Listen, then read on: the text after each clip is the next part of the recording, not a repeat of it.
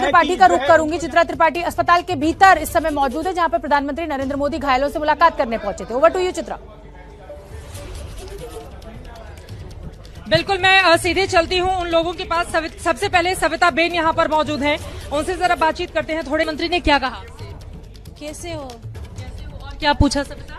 कहाँ लगा और अच्छा हो जाएगा बस, और कुछ। कितनी देर तक प्रधानमंत्री ने और क्या सा आश्वासन दिया? आपने अपनी बात रखी उनसे? 2 मिनट तक ही खड़े रहे थे, ज्यादा नहीं खड़े रहे, वो चले गए थे। फिर उन्होंने आपसे पूछा कि हालचाल कैसा है आपका, और 2 मिनट तक यहाँ पर खड़े रहे, फिर दूसरे कमरे में? हाँ, फिर दूसरे कमरे। किस तरह की उम्मीद कर रही हैं प्रधानमंत्री से? वो आपको देख कर गए हैं, क्या उम्मीद कर रही हैं?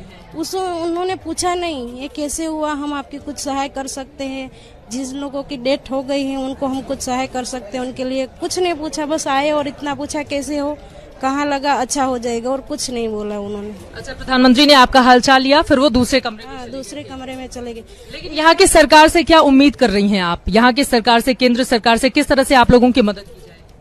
कुछ उनकी अपेक्षा ही नहीं रखी जाती, क्योंकि 5 साल पहले मेरी सासू ये जैसे जीबी में करंट आ गया ना, तो उसमें उनकी डेथ हो गई थी।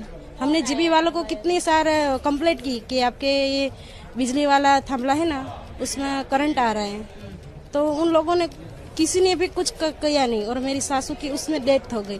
तो उसने सामने आके उन्होंने बोला कि हम आपकी सहायता करेंगे, हमसे जितने होगा वो।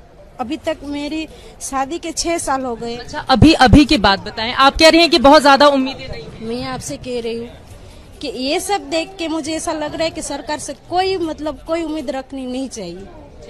देखिए, यहाँ पर ये सविता बेन है, इनका ये कहना है कि अभी प्रधानमंत्री नरेंद्र मोदी इनके पास खड़े थे, और इनका ये कहना है कि चूंकि प्रधानमंत्री उनकी तबीयत खराब है, तो यकीनन वो ज्यादा उनसे बातचीत नहीं की, और फिर उनका हालचाल लेकर वो दूसरे कमरे में चले गए। दूसरे कमरे में जरा चलते हैं और जानते हैं कि वहां के लोग जो हैं, वो जो घायल है